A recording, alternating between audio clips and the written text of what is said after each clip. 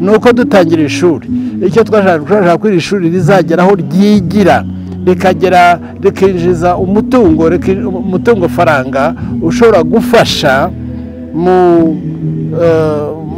gufasha abanyeshuri ndetse no gufasha mu gushaka abaprofeseri b'inzobere babishoboye ndetse no mu kugira za recherche. Ibyo rero nabyo tumaze kubigeraho. Dufite amazu abiri Covenant Kibagabaga, Protective nanone Kibagabaga, dufite n'igice cy'inzu niko nacyita i Remera. Ibyo byose hamwe bikoranije usanga biza hafi muri miliyoni zigera muri 200 zishobora gufasha iri shuri muri ibyo ngibyo bindi nariho mvuga. Ndetse no muri iyi nyubako turiho tugira rizagiramo umusanzu rizashyiramo kugira ngo ugeze ahangaha. Mu by'ukuri rero nkabashima Imana aho tugeze, viziyo twari dufite, uko twatangiye, uko twabisengeye muri iki gihe gitoya, turashima Imana ko twabigezeho. Imana ihabwa icyubahiro. Ni inyubako wenda ku batari hano izafata igihe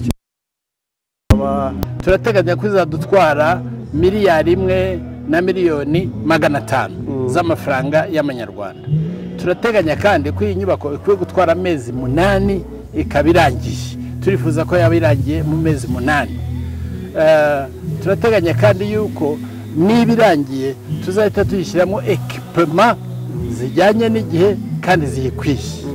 Iyi ni inyubako y'icyitegererezo, inyubako ikozwe mu buryo mpuzamahanga niko navuga.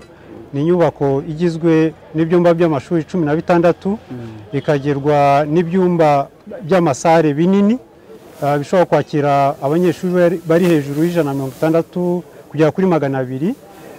Ni inyubako izaba irimo n'igice kijyanye n'ubucuruzi bujyanye n'ikigo bujyanye n'aha hantu dutuye, ikongera ikagira n'ibindi bikenewe. Ibyo byumba by'ubucuruzi harimo ibyumba 16, hanyuma hakajyamo n'ibiro byagenewe abazakoreramo hano hantu. Icyizere cyo kubaka inyubako mu mezi 9 mwakivuze abantu bose baratangara. Iyi nyubako urakoze cyane. Iyi nyubako ifite igihe gitoya gishoboka kubera yuko ikenewe gukoreshwa na kaminuza, ikenewe gukorerwamo ibindi bikorwa bitandukanye. Ni ukuvuga ko dufite uburambe n'ubushobozi bushobora kuba bwakora inyubako mu buryo bwihuse, harimo kwitanga mu buryo bwose bushoboka, gukora ijoro, gukora amanywa, ariko inyubako ikaba yarangira koko mu mezi 9 yavuzwe. Tuzayubahiriza, turabizeza yuko mu gihe tuzaba twagarutse hano hantu nyuma y'amezi 9 tuzasubira ku ijambo koko twabemereye.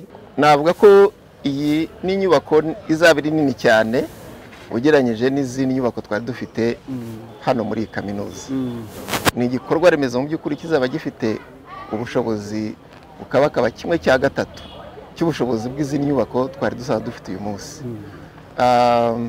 Ni inyubako rero mbera byombi kubera ko izakorwamo ibikorwa bitandukanye, ariko cyane cyane ibikorwa bijyanye no kwigisha, kuba dufitemo amashuri yo kwigishirizamo kandi ari ku rwego rwiza, urwego mpuzamahanga nk'uko babigaragarije mu mashusho. Ikindi tuzaba dufitemo ibiro zifasha offices kubera ko ishuri ryagiye rikura. Ntabwo mu by'ukuri administration n'ama office ku barimu yarahagije, no yagiye yiyongera. Iyo nyubako rero izadufasha gukemura ikibazo. Ikindi ni uko izaba ifitemo igice gikora ubucuruzi, ariko ubucuruzi n'ubundi bwunganira kaminuza, kuko kaminuza ifite abanyeshuri hafi 4,000 ukongeraho abakozi n'abandi bose bakenera serivisi zitandukanye. Hazajya no bikorwa by'ubucuruzi mu by'ukuri bitanga serivisi no zikenerwa n'abagize kaminuza, ariko n'ubundi bifunguye no ku bandi baturuka hanze, cyane cyane abaturiye muri gice duherereyemo. Urabona ko ari igice kiriho gikura mu bikorwa remezo, ariko na business zigenda zikura.